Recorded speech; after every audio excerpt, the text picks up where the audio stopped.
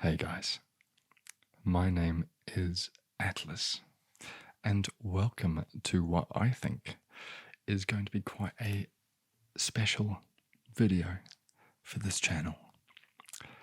Today we are lucky enough to debut, both, some, wait for it, drum roll,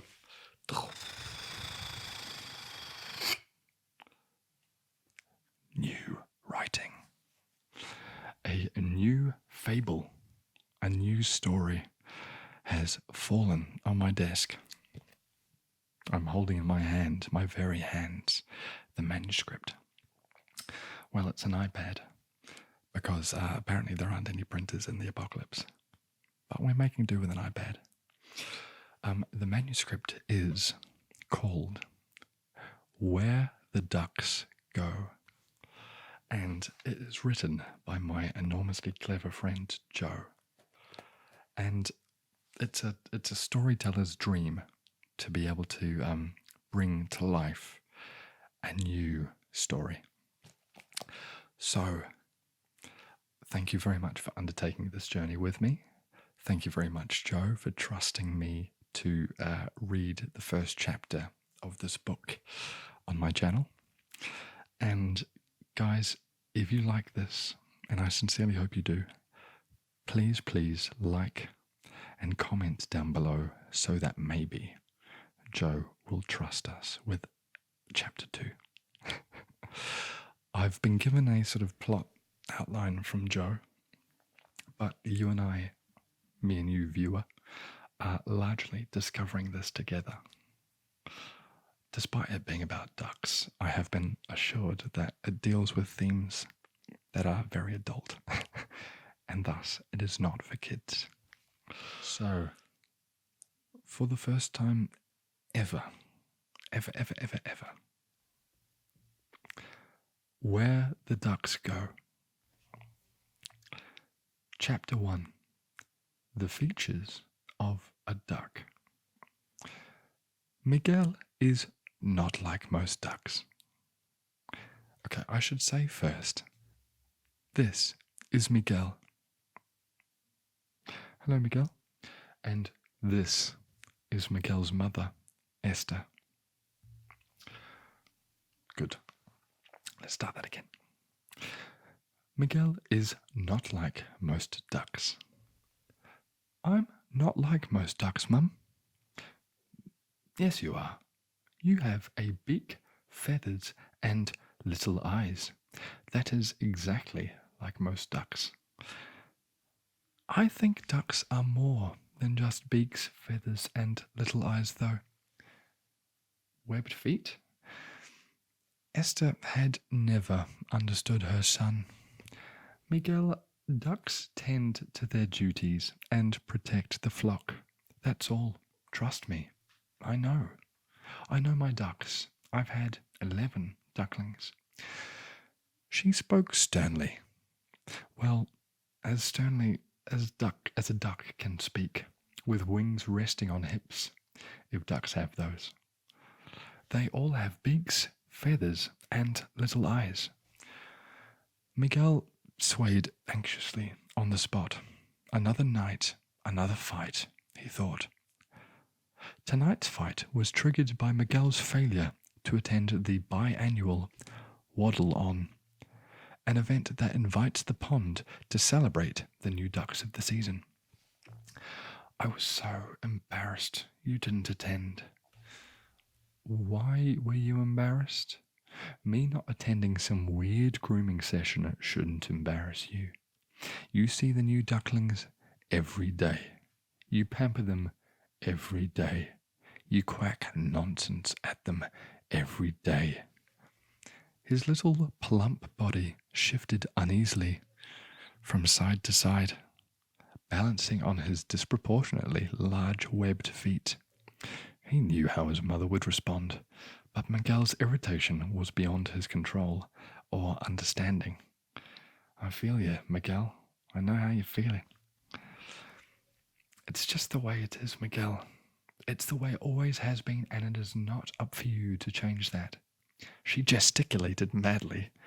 Well, as madly as a duck can gesticulate. If ducks gesticulate, that is.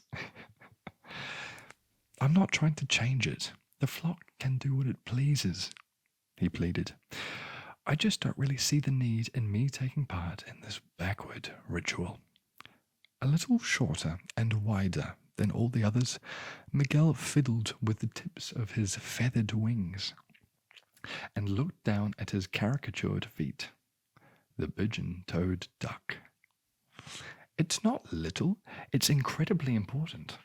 How would you feel if Maximilian Jacobus didn't attend your waddle-on? I was a chick then. I don't remember my waddle-on, and honestly, I don't think I'd care. You wouldn't care? Prob's not. You wouldn't care if the most esteemed elder of the flock wasn't there to part his wisdom. I probably would have been scared of him and give you protection from the night. I mean, I'm scared of him now and ensure the light of the stars lived in you. He's very old. Scoff. An exasperated scoff indeed. Age is just a number, Miguel. I think he's older than age, Mum. It's very disconcerting. I was so embarrassed, Miguel, she lamented dramatically.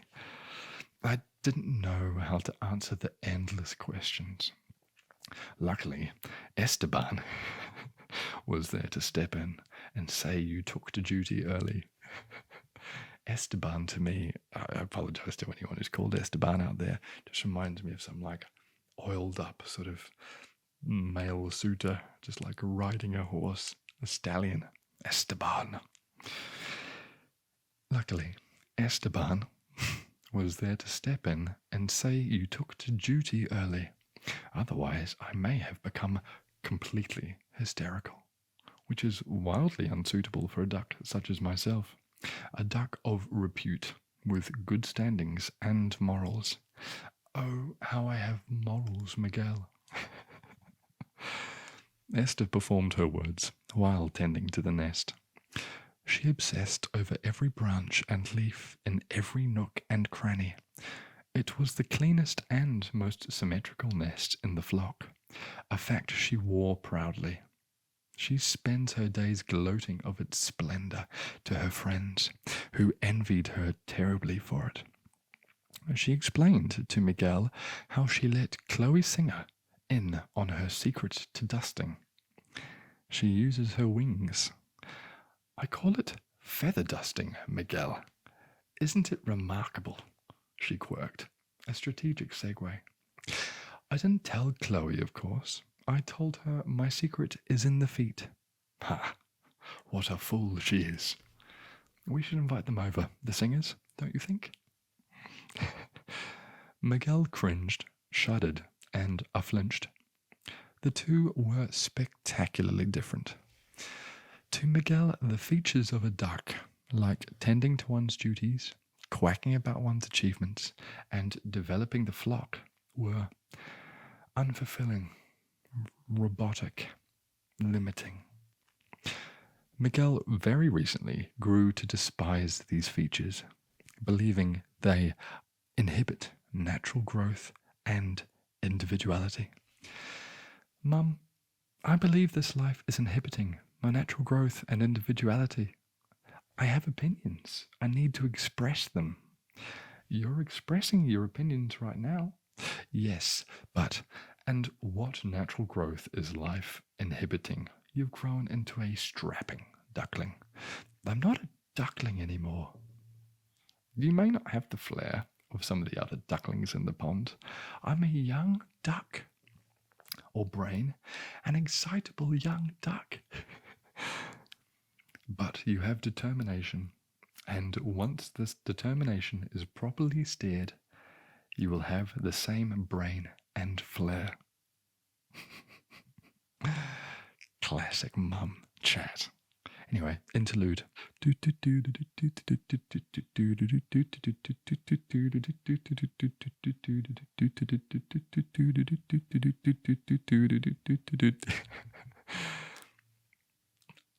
There's an interlude in the first chapter. This is amazing. For some reason, I wanted to read that like the French narrator in SpongeBob. Interlude. Except I can't do a very good French accent. Whispered. Go to the French whisperer for that. Okay, anyway. Well, I guess I should take this moment, this opportune moment in this interlude, to remind you to subscribe. If you haven't already, please subscribe. I would be eternally grateful. Anyway, on with the show.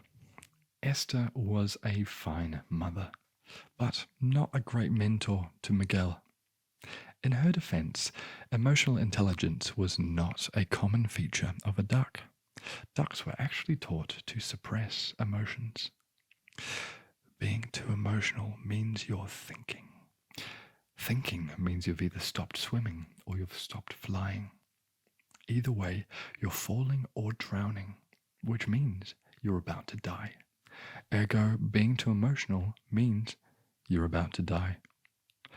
This was from the elegy at Leo Gramsci's death. Antonio Strauss, the former orator of the flock, gave it. Many commented that it was beautiful, but far too emotional. Miguel was anxious. I just feel like there are more answers than what we are fed. What did you eat, sweetie? Haven't you ever asked questions? Of course not. I listen, which means I don't have to ask questions. I can't just sit and listen. That is definitely your problem. You never listen. Miguel is, as you might have guessed, going through an identity crisis. Relatable. His mother had some experience in this. You sound like your father, with all of your questions and curiosity and thinking. None of it helped him, and now he's dead. Stars rest. I mean, a car hit him. I really feel like the two are unrelated. That's something he'd say. Stars rest. The death of Miguel's father was a tragic day in which Miguel felt truly lonely. Do not worry, Miguel. He has gone to a better place, consoled a calming duck elder, Pierre Legrand. I love these names. Didn't he die? Cried a wisecracking fish, leaping from the water. Let's try that again. Didn't he die? Cried a wisecracking fish, leaping from the water. Oh, I'm sorry. I thought he just left for another pond. Yeah, laughed Pierre before waddling away. Since this fateful day, emotion has dictated many of Miguel's actions, an alienating feature of a duck. To Miguel, though, this was not too bad a thing. It gave him time to think. I just hate the sadness of everything. Time to consider. And the only justification anyone can give me is it's for the flock or it's in the stars. Time to challenge. Neither statement has any weight to it, Mum. None of it justifies anything we do. Are you saying that the flock is not a justification? No, I'm just saying using it as an excuse without any substance is meaningless. Are you saying the flock is meaningless? Classic wind-up, Mum. No, you're not listening to what I'm saying. I think I hear you loud and clear. Esther resented this. Miguel's radicalism was shameful to the family. After all, they were Sartre. And the Sartre have a long tradition of being great ducks. I do not want to hear this rubbish, Miguel. Esther hated rubbish. We have a long tradition of being great ducks. and you will continue the tradition. It is late. I must go to bed, and you must get to your post. That is the end of chapter 1. That is overwhelmingly cute. I loved the wisecracking fish. Oh my god, the wisecracking fish.